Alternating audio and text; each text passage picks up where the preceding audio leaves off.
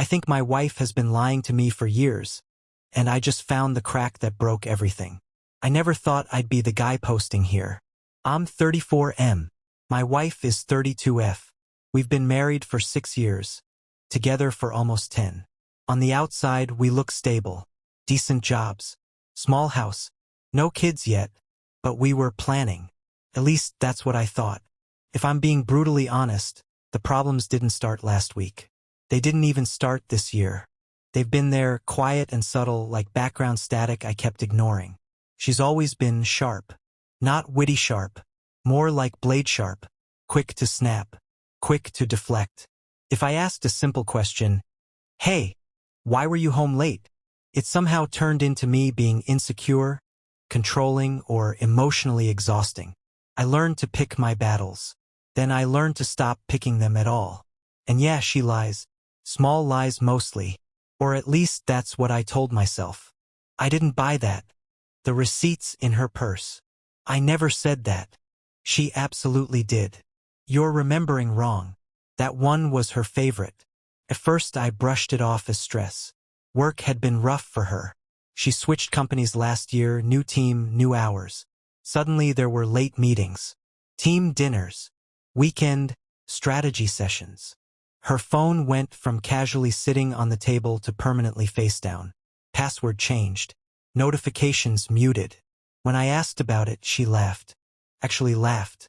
You're being paranoid. That word stuck with me. The first real crack happened 3 weeks ago. It was small. So small I almost ignored it like everything else. But this time, something felt different. And I wish I had trusted that feeling sooner. So here's the thing about intuition. It's quiet at first. It doesn't scream. It just taps you on the shoulder and says, "Hey, this isn't right." 3 weeks ago, she told me she had a last-minute client dinner. Said her boss was flying in. Big deal. Important. She was already dressed when I got home. Way more dressed up than usual. Not just office nice. This was effort. Hair done differently. New perfume. The one she said was too expensive to wear casually. I remember standing in the kitchen watching her grab her purse. "Which client?" I asked. She didn't even pause. "You don't know him." That wasn't what I asked. I tried again. "What's the company?" She sighed. Long, dramatic. "Why does it matter?" That's when I felt it. That cold, sinking feeling in my stomach. Not anger. Not yet. Just disconnect. She left in a rush. No kiss goodbye. Just a distracted "don't wait up." Around 10:30 p.m., I texted her. "Everything going okay?" No reply. Midnight. Still nothing. At 12:47 a.m., she finally responded. "Sorry. Crazy night. Heading home soon." She got home at 1:38 a.m. I know because I was sitting on the couch in the dark like some cliché. When she walked in, she froze for half a second. Just long enough for me to notice. "You're still up?" she asked, annoyed. Not concerned. Not apologetic. Annoyed. "Yeah," I said. "How was dinner?" "Fine." One word. No details. I asked how the client was. She stared at me for a beat too long. "Good." I didn't push. I wish I had. But here's where things got weird. The next morning, she left her phone on the kitchen counter while she showered. And that never happens anymore. And I swear I wasn't planning to look. But it buzzed. And the preview lit up the screen. And that's when my entire world shifted a few degrees off its axis. The notification wasn't subtle. It wasn't a work Slack message. It wasn't a group chat. It wasn't her mom. It was a name I didn't recognize. "Had an amazing night. Still thinking about you." My chest actually tightened. Not metaphorically. Physically. Like someone had pressed a fist into my ribs. I just stood there staring at the screen while it dimmed. I told myself there had to be an explanation. Maybe it was harmless. Maybe it was sarcasm. Maybe I was about to become the paranoid husband she keeps accusing me of being. The phone buzzed again. Wish I could have stayed longer. I picked it up. I know some people will judge me for that. Fine. Judge me. But something in me knew that if I didn't look right then, I'd lose my nerve forever. Her password used to be our anniversary. It wasn't anymore. I tried it anyway. Wrong. I tried her birthday. Wrong. I tried 11/11. She uses that for everything. Wrong. My hands were shaking. I felt stupid, desperate, like some insecure stereotype. Then it hit me. I tried the date she started her new job. Unlocked. That was the moment my brain went weirdly calm. Like when you're in an accident and everything slows down. The messages were still open. Scrolling up felt like walking into a burning building on purpose. Inside jokes. Flirting. Photos. Nothing explicit, but intimate enough to make it undeniable. Him calling her fire. Her saying she felt seen around him. Plans for next time. References to last night that made my stomach twist. And then I saw it. A selfie she had sent him at 11:52 p.m. from our bedroom. The same night she told me she was at a client dinner. That's when it stopped being suspicion. It became betrayal. And the worst part? I still hadn't even reached the oldest messages. I kept scrolling. Every swipe felt like peeling skin off something that was already raw. The messages went back months. Not weeks. Months. It didn't start flirty. That's what made it worse. It started casual. Work talk. Complaints about coworkers. Inside jokes about meetings. Then subtle shifts.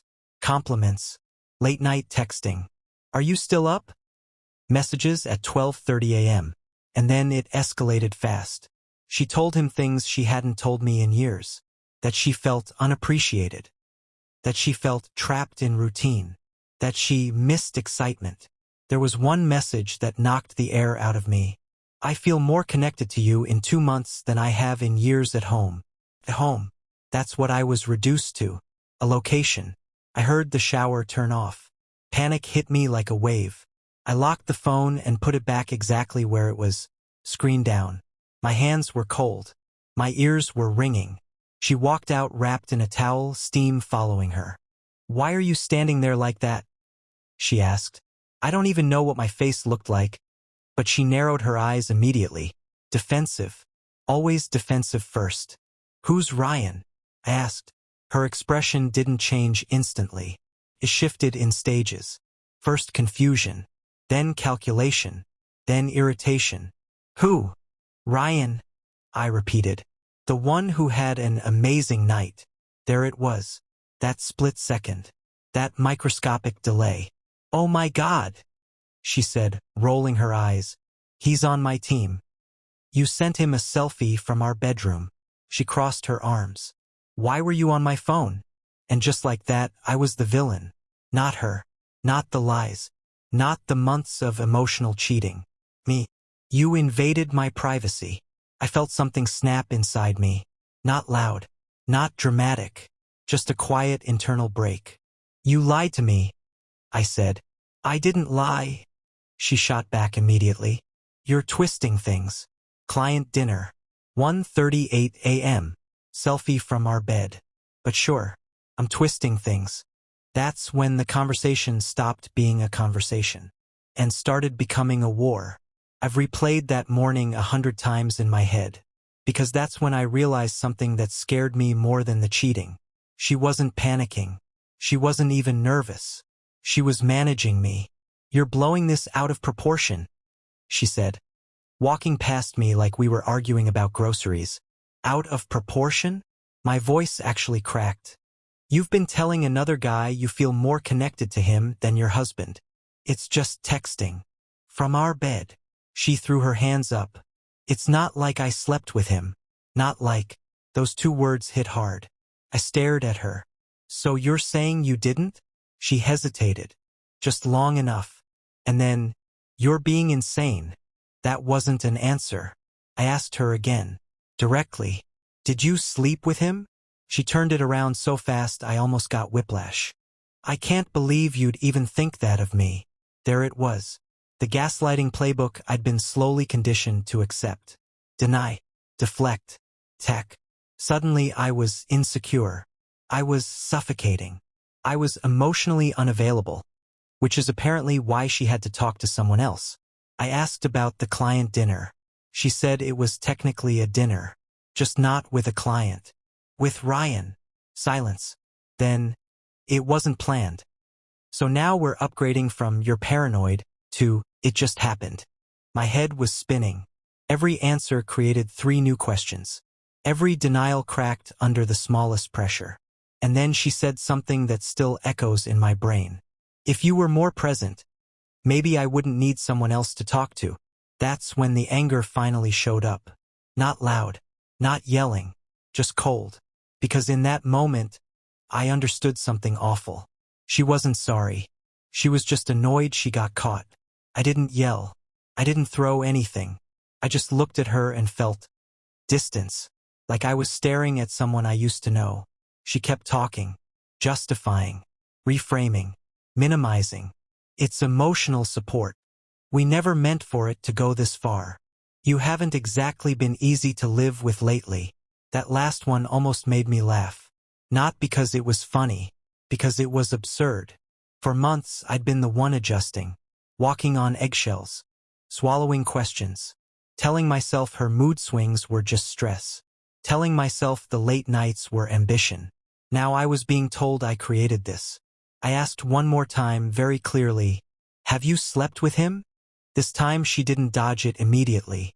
She sat on the edge of the bed and rubbed her forehead like I was exhausting her. "Why does that matter?" That's when my stomach dropped. "Because it changes everything." Long silence. And then, it happened once. Just like that. No tears. No shaking. No breakdown. Just a flat confession. I felt heat rush up my neck. My ears were ringing again. I honestly don't remember breathing for a few seconds. When? After a work event. A few weeks ago. That client dinner. The 1:38 a.m. night. The new perfume. The sudden shower before bed. It all snapped into place so cleanly it made me sick. "Did you plan it?" "No." "Did you regret it?" She hesitated. "I didn't think it would hurt you like this." That answer told me everything. Not "I'm sorry." Not "I regret it." Just that she didn't expect consequences. And somehow, in the middle of all that chaos, a strange clarity settled over me. This wasn't a mistake. This was a series of choices. And I was the only one in the room who seemed to understand that. After she said "it happened once," something in me went quiet. Not peaceful. Not calm. Just numb. I asked her for details even though I knew I didn't actually want them. But my brain needed to fill in the blanks. Like if I could map it out logically, it wouldn't hurt as much. "Where?" I asked. She exhaled like I was making her relive trauma. "His apartment." Of course. Whose idea was it? It just escalated. That word again. Like gravity did it. Like 2 grown adults just slipped and fell into bed. I asked if they were still talking. "Yes," she said. Too quickly. That was the second punch. So it wasn't a one-time mistake. She snapped back immediately. "I said the sex happened once." The technicality made me feel physically ill. "So you're still emotionally involved with him?" "I don't like that word." I laughed. Actually laughed this time. Short and hollow. "You don't like the word involved? Or you don't like being called out?" She stood up fast, eyes sharp. "You're trying to make me the villain." That sentence is burned into my memory. Make her the villain. As if I orchestrated this. As if she didn't lie. Didn't sneak around.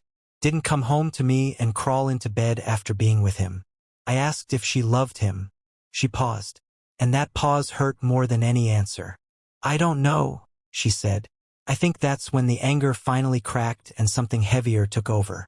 Because cheating is one thing. But hearing your wife say she doesn't know if she loves someone else? That's a different kind of grief.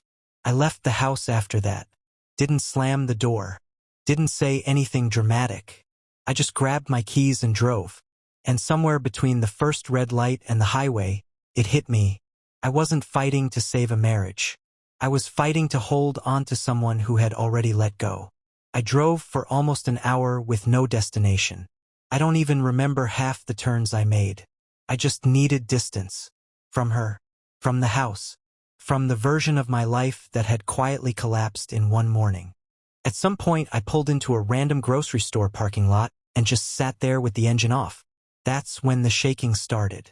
Up until then, I'd been weirdly composed, cold, analytical. But once I was alone, the reality hit in waves. She slept with him. She came home to me. She kept texting him. And I was the one being told I was overreacting. I replayed every memory from the past few months like some twisted highlight reel. The night she picked a fight over nothing and then stormed out to clear her head. The sudden gym membership. The way she'd started guarding her phone like it contained state secrets. The random mood swings. Affectionate one day, icy the next. I remembered one night specifically. About 2 months ago. We were on the couch watching TV and she got a text. She smiled at it. I asked what was funny. She said, "Just a meme from work." I didn't think twice. Now I can't stop thinking about it. It's wild how betrayal rewrites your memory. It turns neutral moments into evidence. It poisons things that used to feel safe. I sat there wondering if any of it had been real lately. Had she already checked out months ago? Was I just a placeholder? Was she comparing us the whole time? And then another thought hit me harder than the rest. If I hadn't looked at her phone, how long would this have gone on? Would she have left eventually? Would she have continued both lives indefinitely? Would she have tried to spin it as finding herself? I don't know. What I do know is this. The woman I thought I married would have been devastated to hurt me like this. The woman I talked to that morning seemed mostly inconvenienced. And that realization broke something deeper than anger ever could. I went back home around 3 p.m. I half expected her to be gone, or crying, or at least affected. She was on the couch scrolling on her phone. When I walked in, she looked up like I'd just come back from work. "Are you done being dramatic?" she asked. That sentence. I don't think I'll ever forget it. Dramatic. I stood there staring at her. I was emotionally bleeding out and she was annoyed at the inconvenience. "I'm not being dramatic," I said. My voice sounded distant, even to me. "You cheated on me." She sighed. Again. That tired, superior sigh. "I told you it happened once. And you're still talking to him." She didn't answer right away. "Are you?"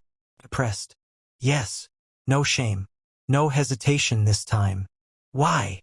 "Because I don't know what I want." That was the third hit of the day.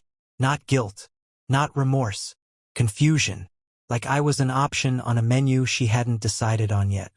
"You're my wife," I said. "You don't get to test drive another life while staying married." She rolled her eyes. Actually rolled her eyes. "Can you stop being so dramatic with the metaphors?" That's when something shifted permanently in me. Up until that moment, some small pathetic part of me hoped she'd break down. That she'd say she messed up. That she was scared of losing me. That she'd cut him off. Instead, she was evaluating me. "You haven't exactly been emotionally available," she said. Ryan listens. There it was again. The justification. The slow rewriting of history. I asked her if she was still seeing him. She said, "Not like that," which means yes. I asked if she'd stop talking to him. Long pause. "I don't think that's fair." Fair.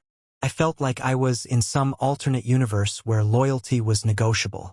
And that's when I realized something terrifying. I wasn't trying to convince her to choose me. I was begging someone who had already downgraded me. That night we slept in the same house. Different rooms. I took the guest room. She didn't offer.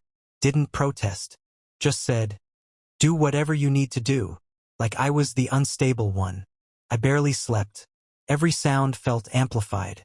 Every creak in the house felt symbolic, like the structure itself was cracking. Around 2 a.m., I heard her phone buzz through the wall. Then again, and again. I lay there staring at the ceiling, feeling something shift from pain into humiliation. She wasn't even pretending to pause.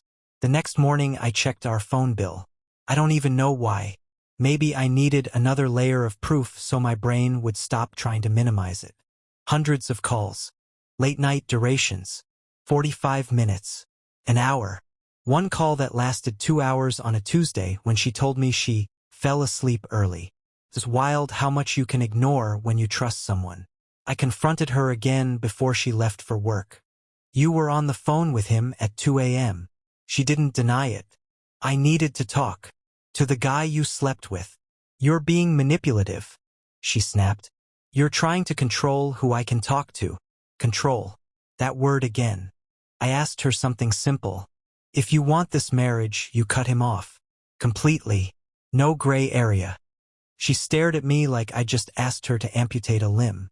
I don't respond well to ultimatums. It wasn't even dramatic. I didn't yell. I didn't threaten. I just set a boundary. And she treated it like oppression. That's when the final piece clicked into place. She wasn't choosing between two men. She was choosing between accountability and comfort. And I think I already knew which one she preferred. Over the next few days, I tried to process everything. Tried to act normal for work, for friends, for the few family members who didn't know. But inside, my brain was on constant replay. Every lie, every excuse, every sideways glance she gave me when I asked a simple question. I kept expecting her to slip up again. And she did almost immediately. One afternoon, I found a note she'd left on the kitchen counter. Just a sticky note. Meeting after work. Back late. Don't wait up. It was the exact phrasing she'd used before the night I discovered Ryan. Except this time, it was intentional. I knew it. She wasn't hiding anything. She didn't care if I knew she was lying. I confronted her again. Exhausted. Frustrated. Hurt beyond words. You're lying to me again, I said flatly. Her eyes narrowed. She looked annoyed, not guilty. I said I have a meeting. What else do you want me to say? You're still seeing him, aren't you? She smirked. Not a big smirk. Not happy. Just smirked. I think you already know the answer to that. I felt my chest tighten. Rage bubbled under the surface, but also sadness. Deep, empty sadness. I realized then that I wasn't angry anymore. At least not the way I expected. I was grieving. Grieving the idea of the person I thought I married. And the more I saw her unapologetic, the more I understood something crucial. This wasn't about a mistake. It wasn't about a lapse. It was about who she was and who she had become. I didn't know how long I could live like this. But I knew one thing. I couldn't keep pretending that everything was fine. Pretending was what had gotten me here in the first place. I needed to make a choice. And that choice was terrifying.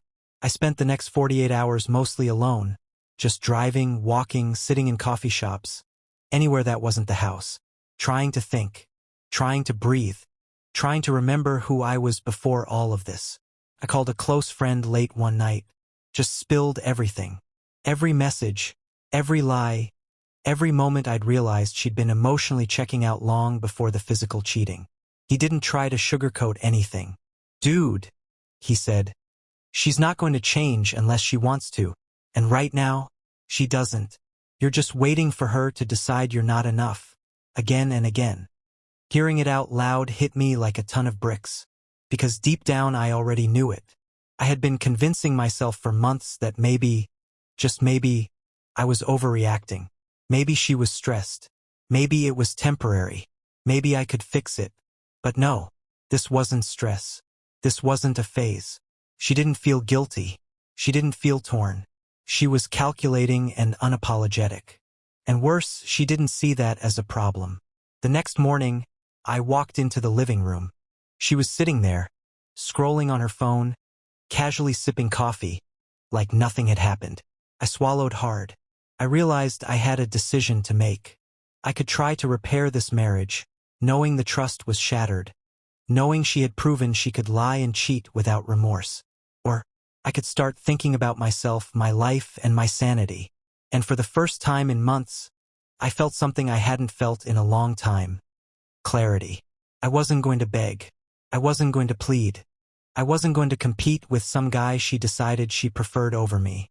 I was done waiting for her to choose. It was terrifying, but it was also freeing. Because freedom starts with a decision. And I was ready to make mine. I told her that evening. Sat her down at the kitchen table. No yelling. No dramatic gestures. Just words, slow and deliberate. I can't do this anymore, I said. I can't live in a marriage where I'm treated like a backup plan, where lying and emotional affairs are okay. I love you, but I can't trust you, and that changes everything. Her reaction was flat. I almost expected tears, panic, begging. But no, just a raised eyebrow and that same sharp tone she always had. "You're overreacting," she said. "You're making this about you again." I took a deep breath because this is where it got brutal. Not physically, but emotionally. I had to stay firm. "No, this is about reality. You made your choice months ago. I'm just finally acknowledging it. I can't keep pretending." She scoffed. "Fine, go then." Her words stung more than the betrayal, more than the lies, more than the months of doubt and sleepless nights. She was relieved, almost happy, almost triumphant. I didn't argue. I didn't linger. I packed a bag that night and stayed with a friend. I needed space to think, to process, to breathe without the constant reminder that the person I trusted most had actively decided to hurt me. For the first time in months, I slept without dread. Woke up without anxiety. Just quiet. And the quiet let me realize something else. I had options now. Real ones. I could start rebuilding my life, my self-respect, my boundaries. I still loved her. I still grieved the life we had. But love isn't enough when respect is gone. And hers? It disappeared somewhere along the way. I knew this wasn't the end of the pain, but it was the first step toward something I could live with. Something that didn't make me feel small every day. The next few weeks were surreal. Every little thing reminded me of her. The couch where we used to binge-watch shows. The kitchen where she left coffee rings. The bedroom that had held secrets I never imagined. I went through the stages I didn't expect. Anger, despair, disbelief, sadness so deep it felt like drowning. But somewhere in that haze, I started noticing small victories. I laughed again. Small things like a dumb TikTok or a cat video. I cooked a decent meal just for myself and actually enjoyed it. I slept in a bed where I didn't feel betrayed. I started journaling. Every thought, every memory, every unfair word she'd said, I wrote down. It hurt, but it also cleared my head. I began to see patterns I had ignored for years. The lies, the deflections, the gaslighting. Recognizing them gave me power. Therapy helped too.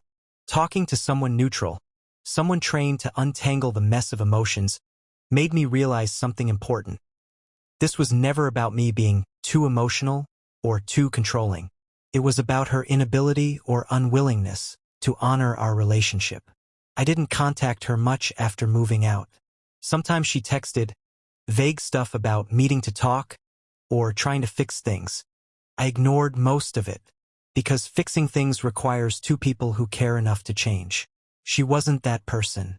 And slowly, painfully, I started imagining a life without her.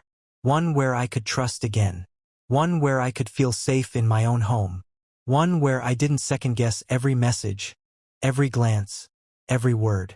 It was terrifying to let go, but also liberating. For the first time in years, I felt like I could breathe without carrying the weight of her deception. I knew healing wouldn't be linear.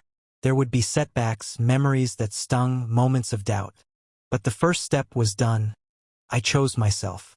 And that mattered more than anything else. Looking back now, I've learned a few brutal truths I wish I'd understood sooner. 1. Trust is everything.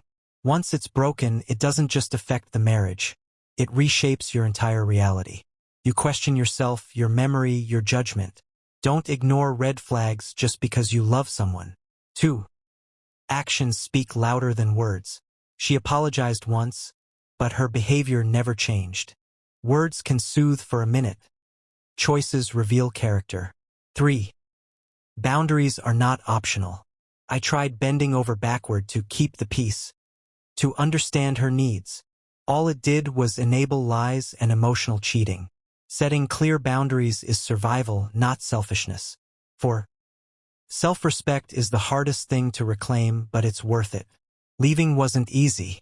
It was painful, lonely, and terrifying. But every step away from the betrayal was a step toward myself. 5. You can grieve and grow at the same time. I still miss the person I thought she was, the life we could have had. But I've also discovered resilience, clarity, and the ability to trust my own instincts again. For anyone out there going through this, don't ignore the gut feelings. Don't downplay the lies or the small betrayals. They're usually the breadcrumbs to something bigger. Protect yourself. Protect your sanity. And remember, walking away doesn't mean you failed. Sometimes it means you finally started living for yourself. I don't know what the future holds. Maybe I'll forgive her someday. Maybe we'll never speak again. But right now, I'm learning that I can survive this. Not just survive, I can reclaim my life.